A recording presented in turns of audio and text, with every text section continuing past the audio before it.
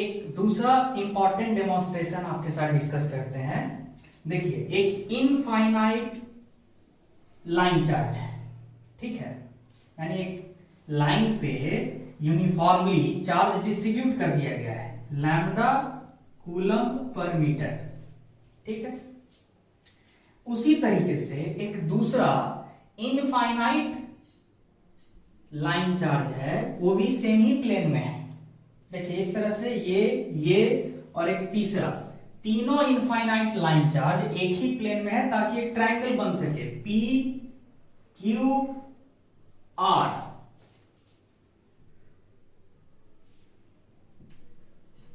देखिए real life में infinite नाम का कोई चीज नहीं होता। जब हम इनफाइनाइट बोलते हैं तो ऐसा समझिए वेरी लॉन्ग, बहुत बड़ा बड़ा लाइन चार्ज होगा, लाइन चार्ज का डिस्ट्रीब्यूशन होगा, ऐसा समझिए। ये तीनों लाइन चार्ज इंसुलेटेड है, मतलब जो एक लाइन पे जो चार्जेस को हम डिस्ट्रीब्यूट किए हुए हैं तीनों लाइन पे, वो एक दूसरे के चार्ज को डिस्टर्ब नहीं करेंगे। तीनों लाइन चार्ज पे जो चार्ज का डिस्ट्रीब्यूशन है वो इस तरह से है कि तीनों रॉड एक दूसरे से इंसुलेटेड है। दैट मीन्स एक रॉड का चार्ज दूसरे रॉड पे ट्रांसफर नहीं हो सकता है, दूसरे का तीसरे पे नहीं हो सकता है।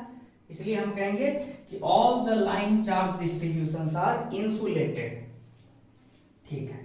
मेरा आर्गुमेंट क्या है फिर? ये तो सेटअप हो गया ना कि तीन इनफाइनाइट लाइन चार्ज एक ही प्लेन में है और एक दूसरे को क्रॉस ओवर कर रहे हैं ताकि एक ट्रायंगल बन सके पी क्यू आर। मेरा आर्गुमेंट क्या है? आर्गुमेंट ये है कि मुझे ऐसा पॉइंट ढूंढना है in the plane of the triangle P Q R, मान लीजिए उस पॉइंट का नाम ओ है, जहां पे नेट फील्ड क्या हो जाए? जीरो। ये मुझे ढूंढना है। I have to find a point O where net field due to the given charge distribution is zero। तो वो ढूंढते हैं, ठीक है। और चूंकि तीनों line charge similar charges carry कर रहे हैं, तो ये कॉमन सेंस की बात है कि आउट ऑफ द बोर्ड अगर कहीं पे आएंगे, देखिए मान लीजिए हम बाहर कहीं पे एक पॉइंट P पे आए, वहां पे तीनों की वजह से नेट फील्ड जीरो हो ही नहीं सकता है, क्योंकि तीनों away from the line charge field develop करेगा, ऐसे ऐसे ऐसे। तो तीनों वेक्टर्स का एक रिजल्टेंट आपकी तरफ आने लगेगा। तो आउट ऑफ द बोर्ड कोई भी पॉइंट P ऐसा नहीं मिलेगा जहां नेट फील्ड जीरो होगा। वैसे ही बिहाइंड द बोर्ड ऐसा कोई पॉइंट नहीं मिलेगा जहां नेट फील्ड जीरो होगा। इधर भी कोई ऐसा पॉइंट नहीं मिलेगा आउट ऑफ द सर्कल, ये circle out of the triangular region, ऐसा कोई पॉइंट नहीं मिलेगा जहां पे नेट फील्ड जीरो होगा। कैसे? इसकी वजह से इधर, इसकी वजह से इधर, इसकी वजह से इधर, ठीक है। तो इसका रिजल्टेंट जीरो नहीं हो पाएगा। सिमिलरली इस साइड किसी भी रीजन में चले जाइए outside the triangle P Q are, बाहर में कहीं पे भी नेट इलेक्ट्रिक फील्ड जीरो नहीं होगा। ये लॉजिकली आप प्रूव कर सकते हैं, लॉजिक है। तो अगर नेट फील्ड जीरो होना भी होगा, अगर है भी, तो कहां होगा? इस ट्रायंगुलर रीजन के अंदर किसी पॉइंट ओ पे होगा। तो हम ढूंढ के देखते हैं कि क्या ऐसा कोई पॉइंट ओ मिलेगा, और मिलेगा तो कहां मिलेगा, ठीक है।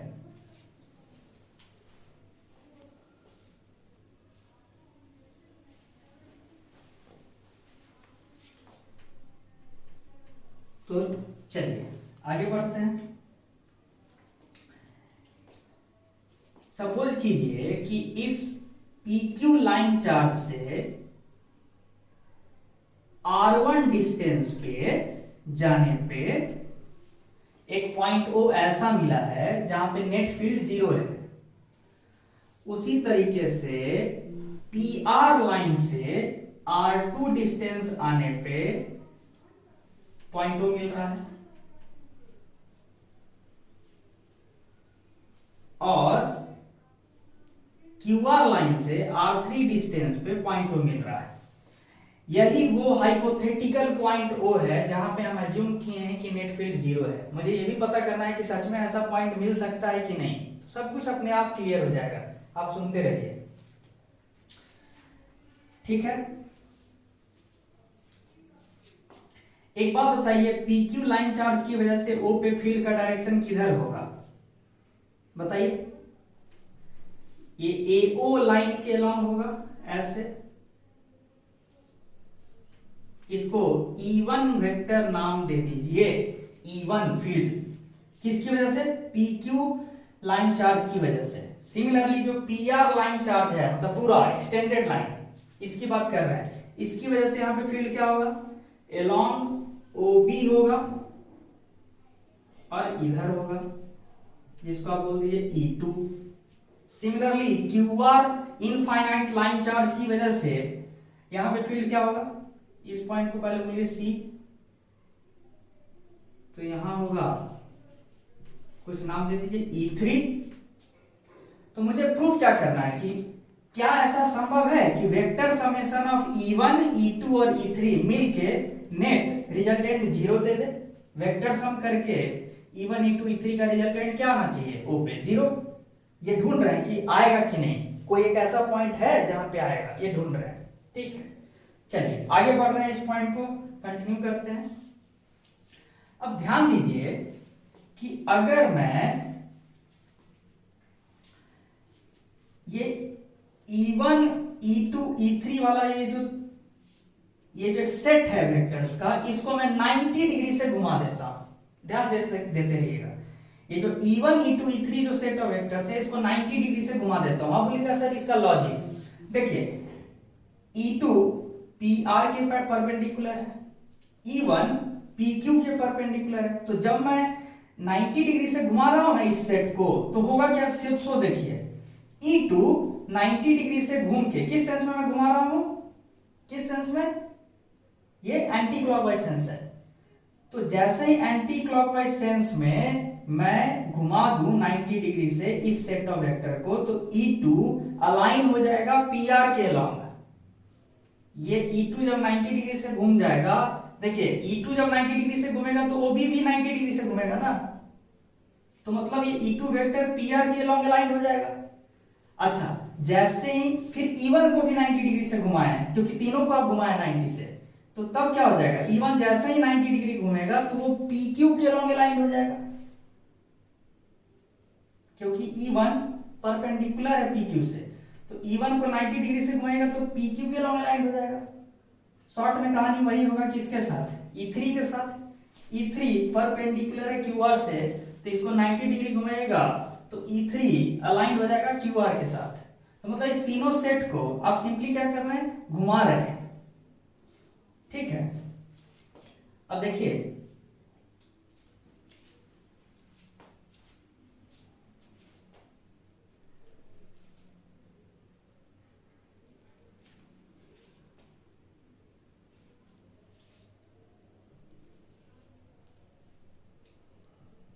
E2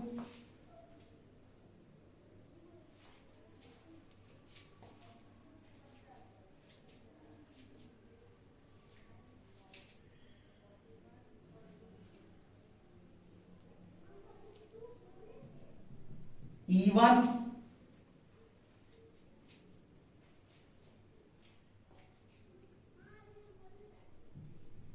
E3, पहला चीज घुमा दिए, ये E3 हो गया। देखिए ये घुमाने से कोई फर्क नहीं पड़ा, क्योंकि ये जो पूरा सेट है, मुझे करना क्या था?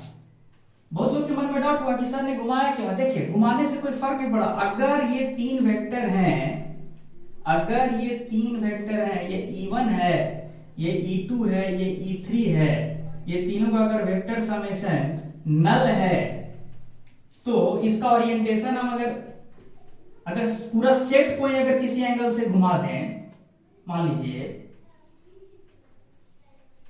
पूरा सेट को ही अगर फाई एंगल से मान लीजिए घुमा दिए और ऐसा हो गया, तो भी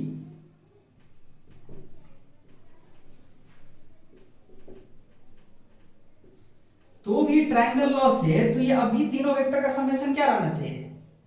नल वेक्टर रहना चाहिए। ठीक है, ये पूरा सेट को ही कैसे भी घुमा देने से तीनों का समेशन पे कोई फर्क नहीं पड़ेगा। वही चीज कर रहे हैं आप। देखिए अब घुमाने से फायदा क्या मिला है, सो आप ध्यान दीजिएगा। Why I have rotated the complete set of vector by 90 degree, so ध्यान दीजिएगा। अब हुआ ये है कि ट्रायंगल PQ, देखिएगा आप पढ़े हुए हैं कि मैं किसी भी वेक्टर को पैरेलली ट्रांसलेट कर सकता हूं, तो मैं E1 वेक्टर को पैरेलली ट्रांसलेट कर रहा हूं।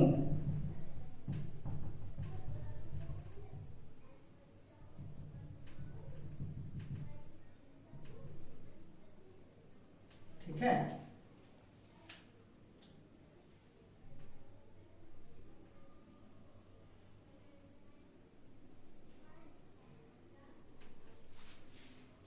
E1 किसके पैरेलल था? PQ के। अभी E1 किसके पैरेलल बना दिया गया था? PQ के। तो ये रहा अब E1। सिमिलरली मैं क्या करने जा रहा हूं, ये जो E2 है इसको पैरेलली पीछे शिफ्ट करके ले जाता हूं, तो क्या हो जाएगा?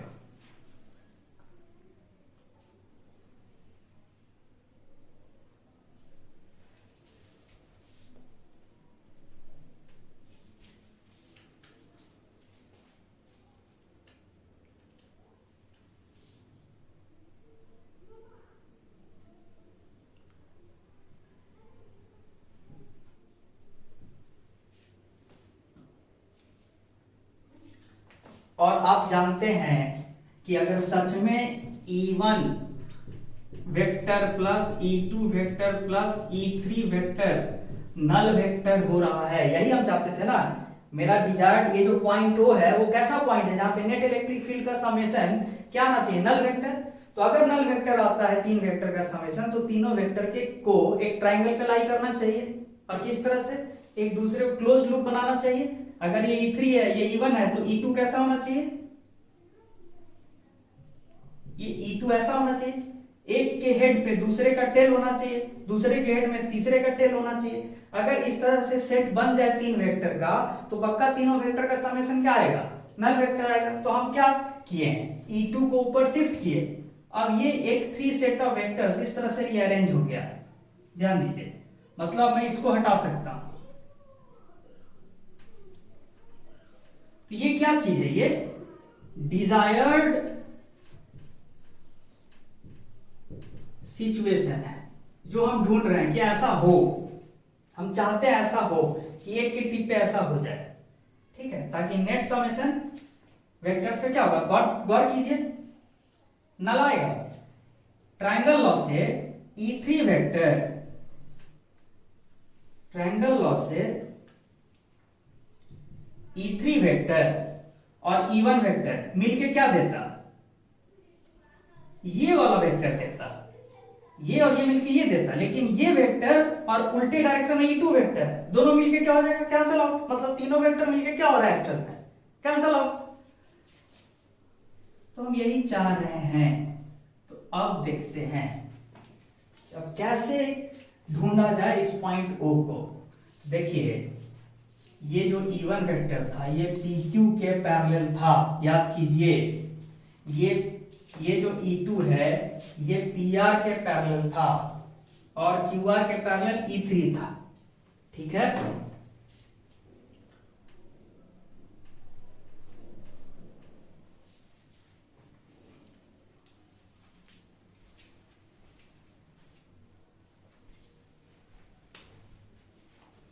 उस चीज को हम यहां थोड़ा दिखा दे रहे हैं।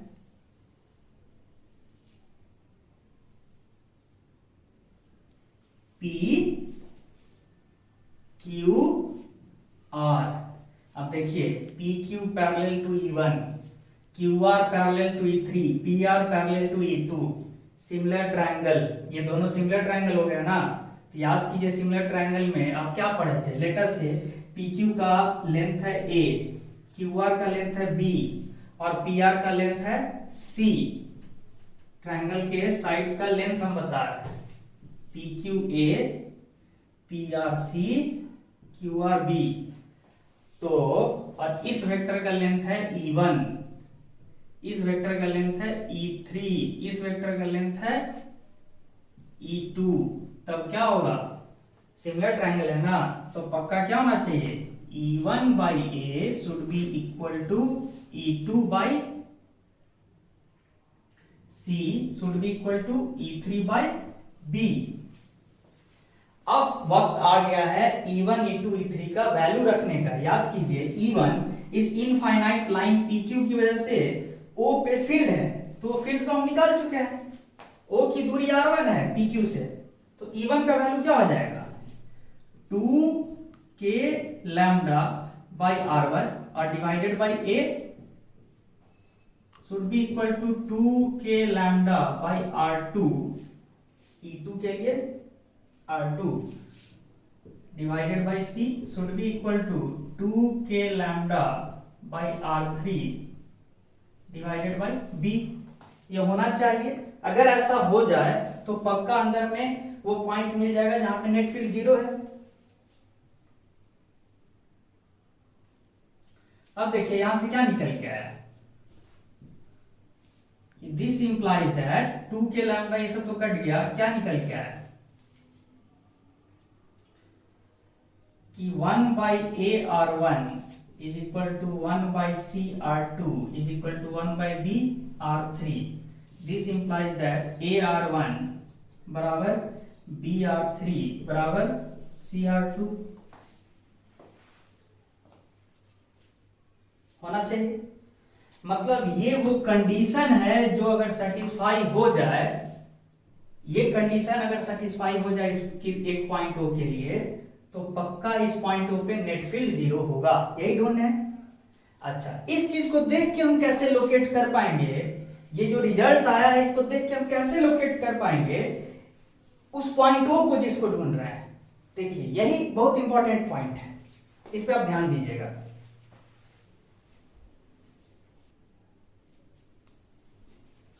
तो अब आगे बढ़ते हैं, आगे बढ़ा जाए।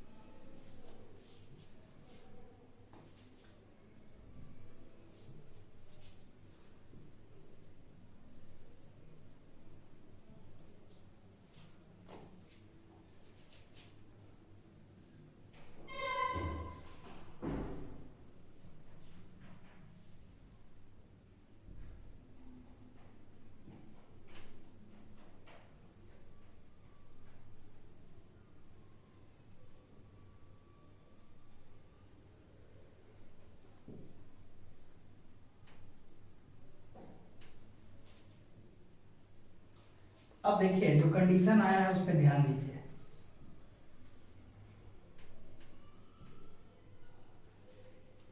AR1 बराबर BR3, हर तरफ हाफ से मल्टीप्लाई कीजिए। हाफ AR1 बराबर हाफ BR3 बराबर हाफ CR2 कह सकते हैं कि नहीं, क्योंकि AR1 बराबर BR3 बराबर CR2 है। ये क्या होता है ध्यान दीजिए। तो हाफ AR1 क्या, हाफ AR1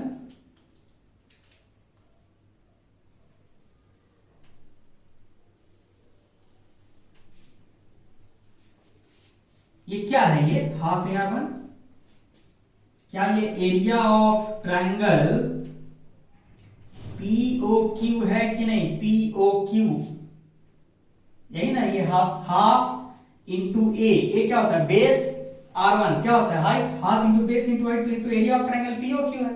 तो आप इनडायरेक्टली क्या रिजल्ट लाए हैं कि क्या वो पॉइंट वो ऐसा होना चाहिए जहां पे ये जो तीन एरिया बनेगा POQ, POR और QOR, ये तीनों एरिया मैग्नीट्यूड में बराबर होना चाहिए। एरिया ऑफ ट्रायंगल ये बराबर एरिया ऑफ ट्रायंगल QOR। अब ज्योमेट्री से याद कीजिए वो कौन सा पॉइंट होता है जो इस कंडीशन को सेटिस्फाई करता है, वो कौन सा पॉइंट है जो एक ट्रायंगल को 3 इक्वल एरियाज में डिवाइड करता है, वो कौन सा पॉइंट है। That point O is centroid of the triangle.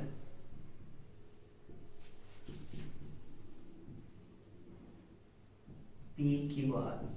तो आप जो रिजल्ट इंपॉर्टेंट जो डिराइव किए, हम क्या डिराइव किए हैं कि इस तरह के सेटअप की वजह से सेंट्रॉइड ऑफ द ट्राइंगल पे नेट इलेक्ट्रिक फील्ड 0 होता है।